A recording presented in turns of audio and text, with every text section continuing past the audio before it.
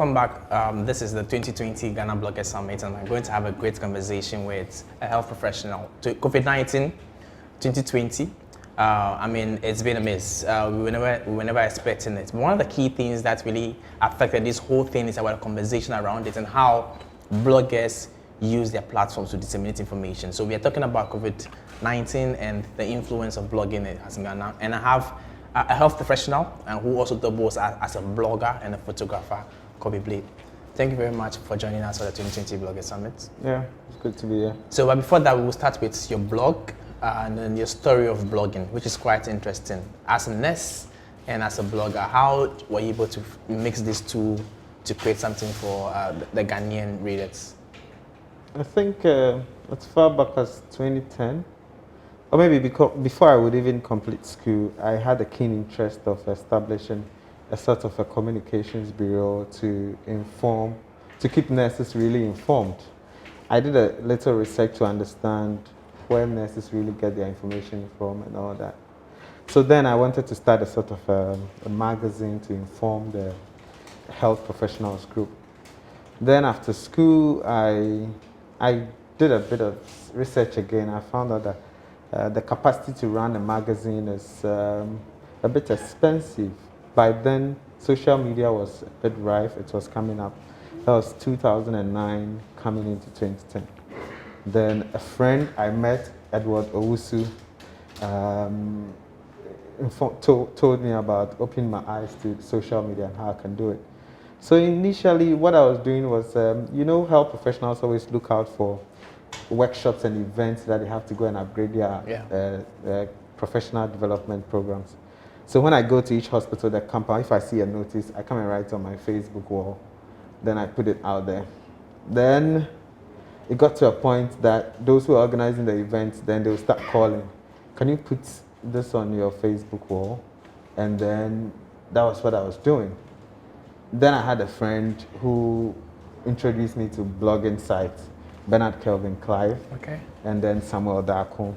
So that was when, so in 2011, then I had my first website, and I dedicated it for health news, health information, and I decided to be writing a little more extensive than what I just post on Facebook. It includes opinions and what people need to know about health, because generally I have not been happy about the kind of information we put out on health, and you realize that the facts and the figures that has to enrich this whole information for use of the public is often lacking.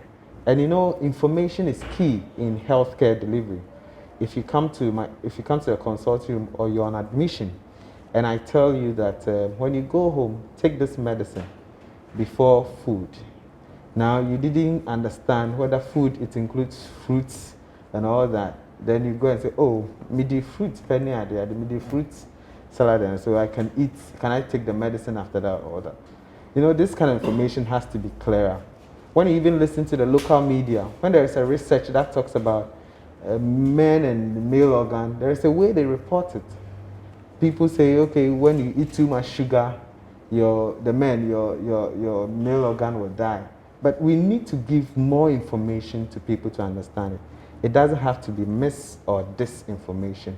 So that connection is what I sought to create, and that would lead me to creating the Ghana Health Nurse blog. And I think for all that time till now, I'm still waiting for a good competition in the health blogging space. Yeah, talking about competition, we all know about how Ghana is infiltrated with a lot of entertainment blogs. Yeah. So that means you definitely have to compete with, the entertainment blogs who can still run health stories just as the local media would do. How do you think entertainment blogs and what you do, has there been any correlation or, as a competition, do you see any competition in that? I am sure if you needed information on COVID now, you would not go to some of the entertainment blogs. You might definitely go to WHO website, or you go to the Ghana Health Service. So, and you see the difference also is the blogger able to follow up on the information they've put up? For me, my background is in health and in dealing with patients, and I had the opportunity to equally be part of case management for COVID. So if I was putting out information of COVID, I have the knowledge and I have the first-hand experience. So I'm able to follow up on referrals. If people ask me questions, I can be able to respond. And that is what blogging is about. Also to have that conversation, for people to ask questions and be fulfilled in a way, or to be satisfied in a way by not simply clicking on information. It's not simply a concern blog. It's not come and see what a celebrity wore but when a young lady reads about family planning, when a young guy reads about his reproductive health, he can make a useful inferences from my blog post. And if the news or information put out there is not useful, then obviously it defeats the purpose of blogging. Because the newspapers already give a lot of information, the radios give a lot of information, but it's unable to enable the people to have the conversation with that information. And that has been established by the use of these social media and then blogging sites. All right, so we had 2020 and then COVID-19 just barged in. And one of the things that we had to control from the right beginning was the flow of information. And I mean, everybody was looking for topics and things to read about this. So people were jumping on it to, in a way, try to get traffic out of it. So they were actually giving out wrong information and stuff. How do you think the Ghanaian blogging space was able to manage such? Did you do anything good, or did we do anything bad? I think the Ghanaian blogging space is, even as at now, I mean, more than 6 months, Ghana had gone through the COVID. The Ghanaian blogging space is still struggling to give out the right information. And for me, because I was equally challenged with being on the front line and doing this information thing, I had a bit of a time lags. But I think that it also tells the kind of gap we have when it comes to information on health. So people would have to go and scoop what is happening somewhere, or simply report a story which cannot be verified. So if a celebrity, if an entertainment blogger is even blogging about a celebrity who tested for positive of COVID, how does that information become useful for the next person to take cautionary measures? Unfortunately, that's not what happens. They only report for the concern's sake. Yeah. All right. They go and pick what the person posted on their Facebook and then just flash it with photos and sometimes make certain inferences. But you see, people, if you ever fall sick and you want treatment, sometimes you call a friend who has also fallen sick or gone through a similar situation to ask for how did you go about it. And that is what we should have done. And so even before we went through the COVID, I was expecting a number of activities to have been done. Even the bloggers should have received some sort of training to understand on how to handle information on the pandemic. When you look at agencies like the Ministry of Health and all that, that was the time we should have seen some partnerships and collaborations coming in. That's when we should have seen institutions sponsoring the training, capacity building on bloggers, because the influence of social media, the influence on online is huge. And this is the first time that we have had to fight information overload or underload, which is called the infodemic. For the first time in an outbreak, that it even called on the United Nations to converge on meetings to really address the situation. We had always lagged behind information. And this time that we had to go on lockdown, people were not going anywhere. The only way people could connect was through social media. But then the right information they could connect to was missing. How many times did we even see resources being put on the Ghana Health Service website so that people could easily go and download and use? Where can, even now, do we even have information on where do we go to download, or where do we go and get tested for COVID? Do we even have stories of survivors out there that we can put there and use it to educate people?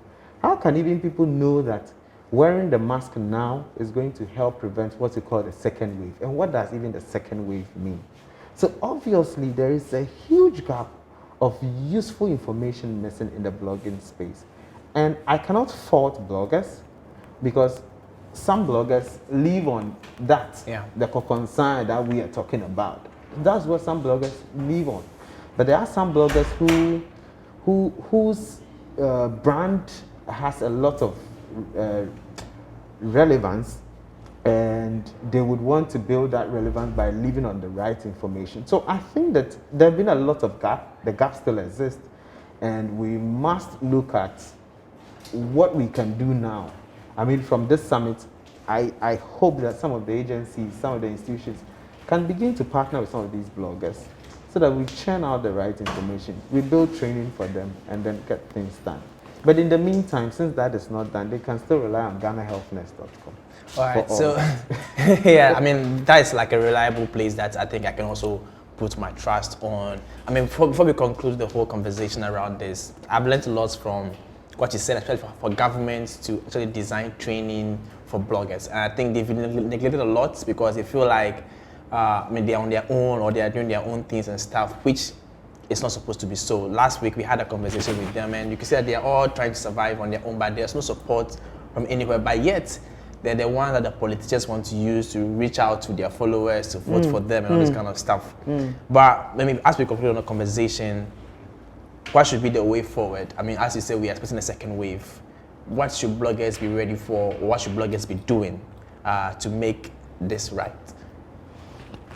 I think for the start, I would be hoping to establish more partnership with some of these bloggers. And I have good working relationships. I mean, Ameyaw, Debrah, and the likes, Kyei and all those guys. I mean, we have good relationship, Nanea Donko and all that. So we'll be looking at maybe establishing a partnership, maybe Bloggers Against COVID-19, where we would routinely launch out a campaign, strategize it to meet the right target and share the information that's with them. And then maybe we would equally appeal to some of the institutions to come in.